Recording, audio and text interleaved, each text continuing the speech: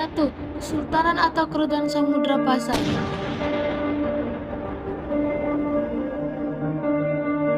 Kesultanan atau Kerajaan Samudra Pasai adalah kerajaan Islam pertama yang hadir di Nusantara. A. Letak Kerajaan Samudra Pasai.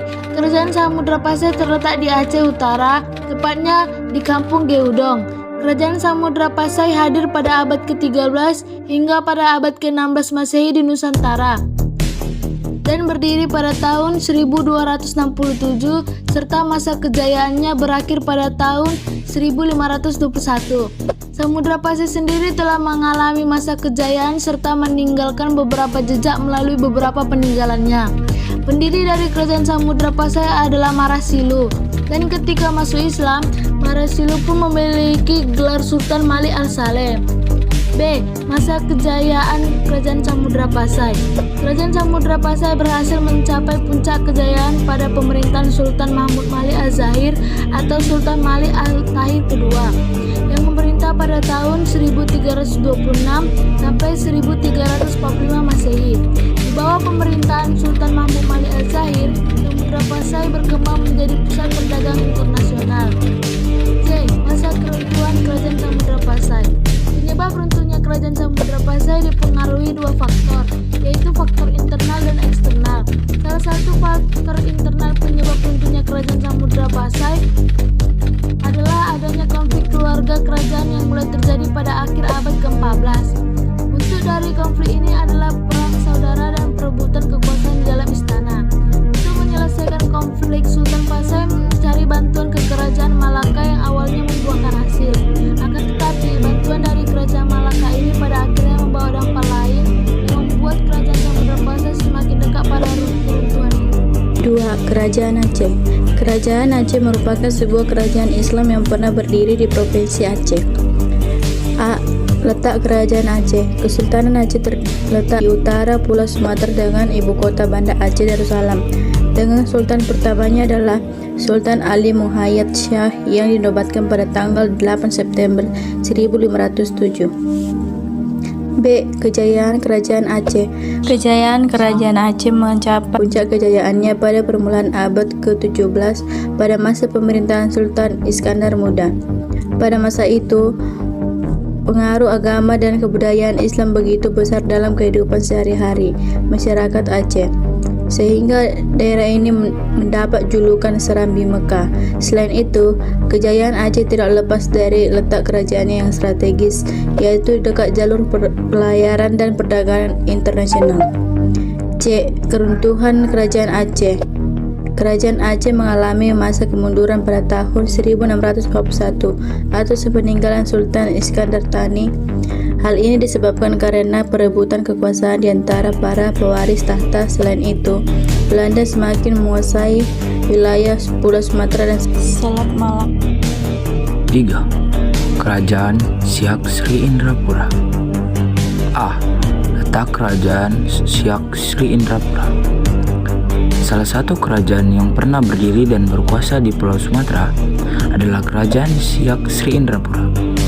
Kebesaran kerajaan ini dapat dilihat dari istana Siak Sri Indrapura yang masih berdiri hingga saat ini. Istana Siak Sri Indrapura berlokasi di Sri Indrapura, Kepulauan Dalam, Kabupaten Siak di Riau. Kerajaan Siak Sri Indrapura didirikan pada tahun 1723 Masehi oleh Raja Keci yang bergelar Sultan Abdul Jalil Rahmat Shah, yaitu putra dari Raja Johor atau Sultan Mahmud Shah, dengan istrinya Encik Pong, dengan pusat kerajaan berada di Buantan. B. Masa kejayaan Kerajaan Siak Sri Indrapura. Kerajaan ini mengalami masa kejayaan pada abad ke-19 ketika di bawah pemerintahan Sultan Asyaidis Syarif Hashim Abdul Jalil Syaifuddin. Kata Darmawi menceritakan alkisah tersohornya kerajaan Siak ini yang menyisakan bangunan gedung kerajaan di Kabupaten Siak yang terus masih terawat. C. Penyebab runtuhnya Kerajaan Siak. awal mula penyebab runtuhnya kerajaan Siak, yaitu saat kolonial Belanda melakukan ekspansi ke wilayah Pulau Sumatera. Kemudian, pihak Belanda pernah memaksa salah satu Sultan Siak untuk menandatangani perjanjian bahwa kawasan Siak menjadi bagian pemerintahan Hindia Belanda. 4. Kerajaan Jambi. A. Letak kerajaan Jambi. Kesultanan Jambi adalah kerajaan Melayu Islam yang pernah berdiri di Provinsi Jambi pada abad ke-17 hingga awal abad ke-20. Sebelum berubah menjadi kesultanan, namanya dikenal dengan Kerajaan Melayu Jambi. Pada 1615, kerajaan ini resmi menjadi kesultanan setelah Pangeran Kedah naik tahta dan menggunakan gelar Sultan Abdul Qahar. B. Masa kejayaan Kerajaan Jambi. Kerajaan Jambi mencapai kejayaan sejak pertengahan abad ke-16. Para penguasa Jambi mengadakan perdagangan lada yang menguntungkan dengan bangsa Portugis, Inggris, dan Belanda. Kegiatan perdagangan itu juga melibatkan bangsa Cina dan Melayu. C. Masa keruntuhan Kerajaan Jambi. Pada 1680-an, Jambi mulai kehilangan kedudukannya sebagai pelabuhan lada utama setelah pertempuran dengan pihak Johor. Selain itu, adanya penyeludupan dan utang juga menjadi penyebab runtuhnya Kesultanan Jambi yang diperparah dengan campur tangan Belanda dalam politik kerajaan. 5. Kerajaan Sriwijaya. A. Letak Kerajaan Sriwijaya. G. Koedes pada tahun 1918 berpendapat bahwa wilayah Kerajaan Sriwijaya berpusat di Palembang. Beberapa ahli berkesimpulan bahwa Kerajaan Sriwijaya berpindah-pindah pusat kerajaannya yang diperkirakan dari Kedah berpindah ke Muara Tako sehingga ke Jambi. Pada prasasti Kedukan Bukit dan prasasti Talang Tuo menjelaskan bahwa Dakulta yang adalah raja pertama dari Kerajaan Sriwijaya. Pada prasasti Kedukan Bukit menjelaskan bahwa Dakulta yang melakukan perjalanan dengan 20.000 tentara dari Minangga Tawan ke Palembang, Jambi, dan Bengkulu. B. Masa kejayaan Kerajaan Sriwijaya. Pada masa kejayaannya, wilayah Sriwijaya mampu menguasai jalur perdagangan Selat Malaka.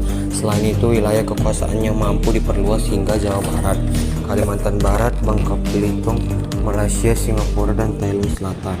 Guna mengamankan wilayah laut, Sriwijaya membangun armada laut yang kuat sehingga kapal asing yang ingin berdagang merasa aman.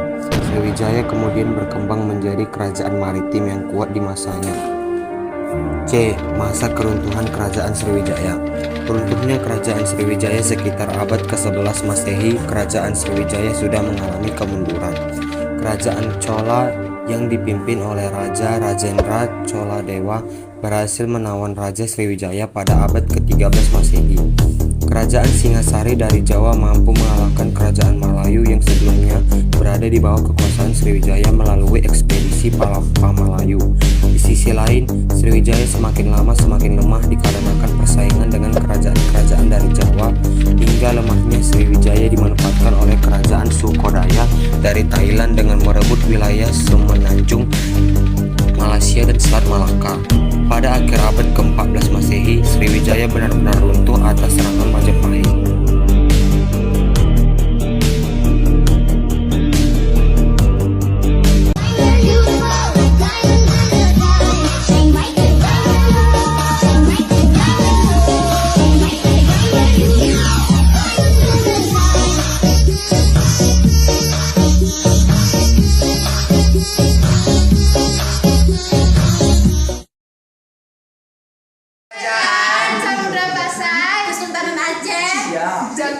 Sriwijaya dan Pagaruyo.